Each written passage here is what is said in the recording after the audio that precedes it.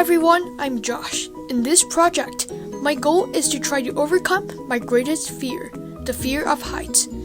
So what I've decided to do is to try to climb a challenging mountain in Zion National Park in Utah. The mountains in this park have 3 difficulty levels. To stay safe, I'm not planning to challenge the hardest one. We'll go for the medium level. Now, let's start our hiking journey.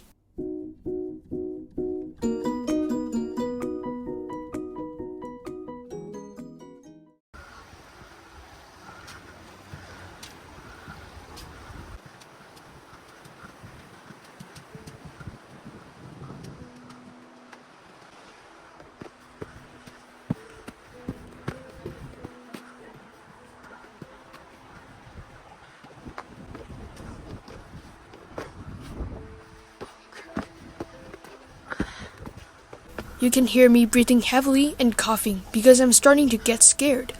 Plus, the weather here is really cold, making my hands shake while holding the camera. So far, 20 hikers have fallen to their deaths here, so we really need to be extra careful.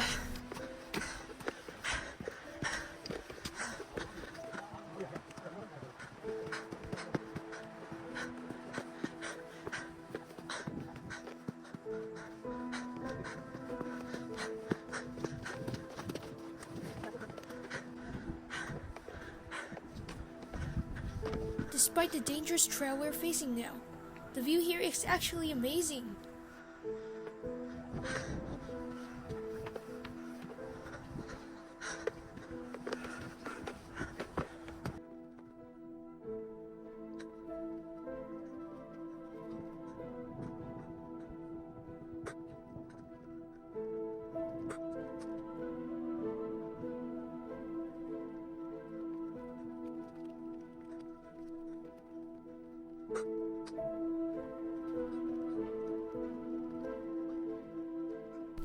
People always say you should think carefully and pay attention to everything you do because one small mistake can lead to future trouble. Every decision you make is connected to the consequences that follow. That sentence became true for me today. I even took a picture of the sign that said, "Bridge closed," yet I still walked that way. Now, you'll see us struggling, wandering in the mountains, getting lost, and wasting an entire day. Things really get unpredictable.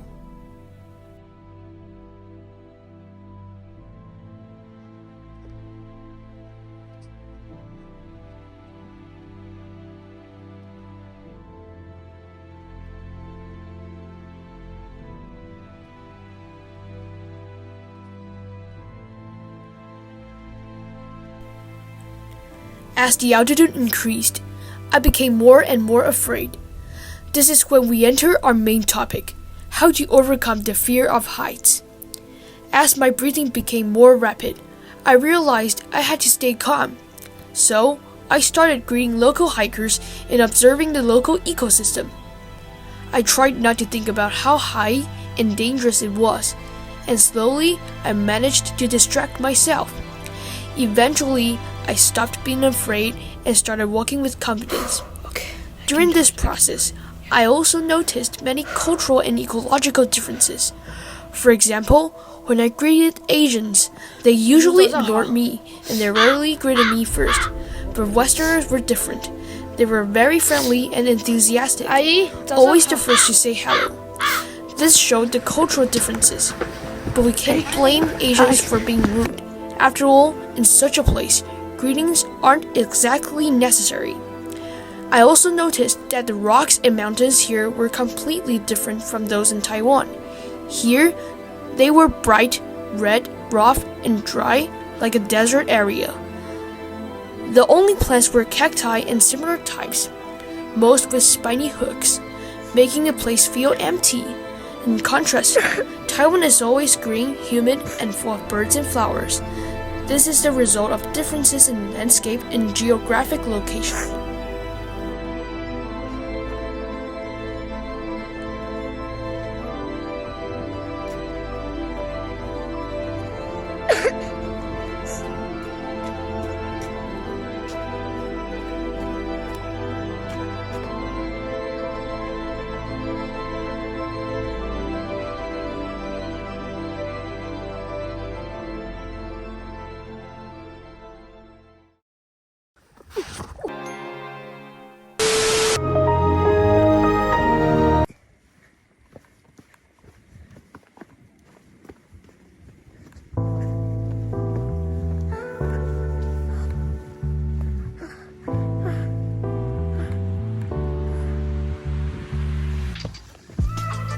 And then I saw water, clear water, cold water, unbelievable water.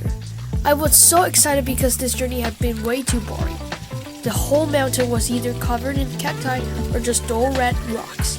But now, there was water. I couldn't wait to touch it.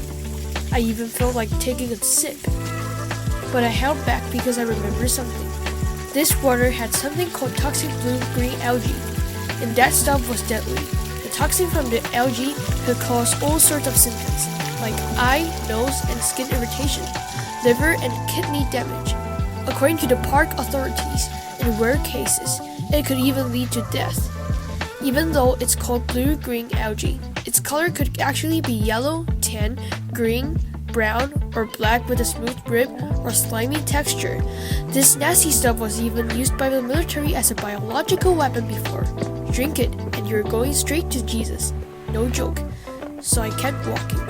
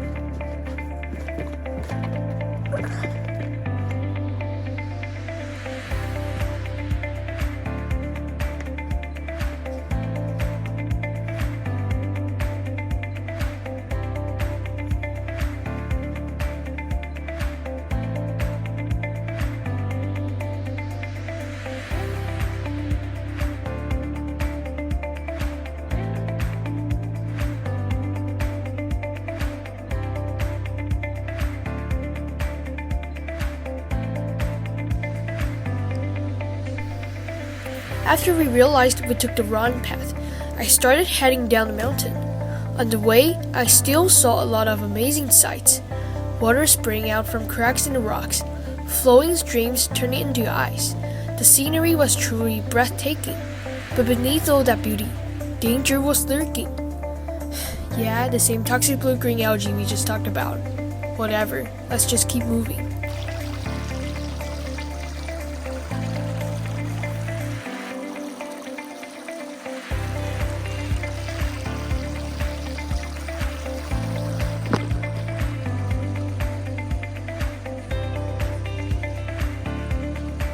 One hour later.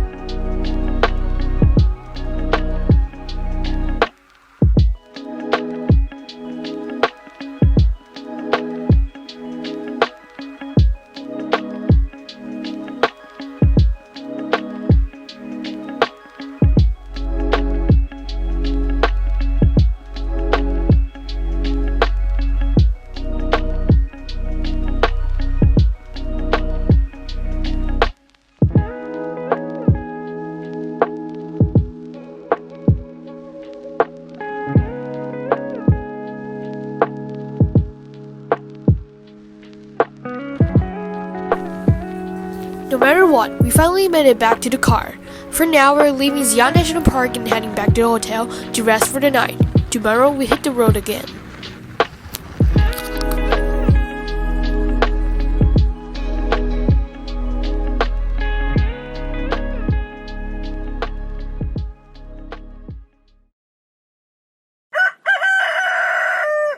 "早上起来刷刷牙。"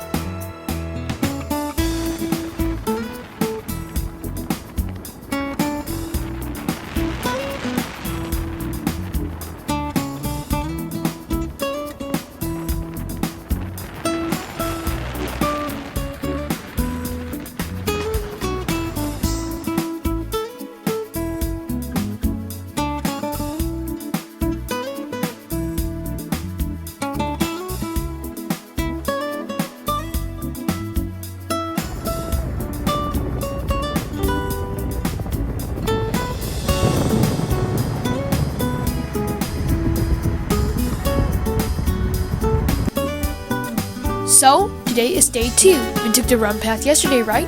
Well, today we're taking a correct run and going all the way to the summit.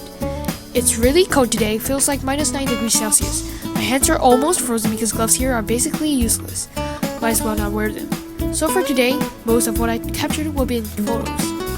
Also, today's path is even narrower and more dangerous, so I have to be extra careful. But I've heard the view from the top is absolutely stunning, so I guess that makes the climb worth it. Then, let's give it a try. After yesterday's challenge, I'm no longer afraid of heights. That's why you will see me constantly taking photos from high up. Honestly, it feels amazing. It's so cold here that any water instantly turns to ice. I keep seeing icicles, huge, thick, solid ones. Super cool. The ground also gets covered in a thick layer of ice sometimes, making it all slippery and fun to walk on. But as noon approaches, the sun melts everything away.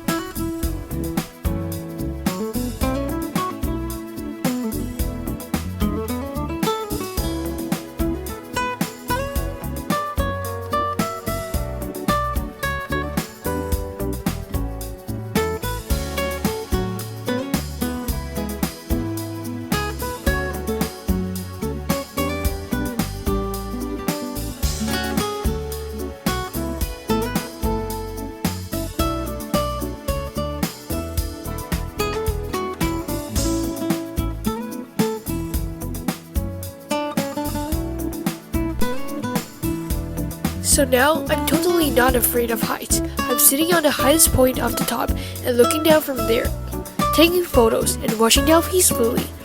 Not afraid. I even climbed to the cliff part of the mountain and looked down from there to watch the small cars racing on the road. And I did crazy stuff like lying down on the edge of the mountain or shout there to search for echo. The feeling of not being afraid of heights is so freaking good. I love this journey and it helped me a lot on achieving my final goal. And now, I finally did it.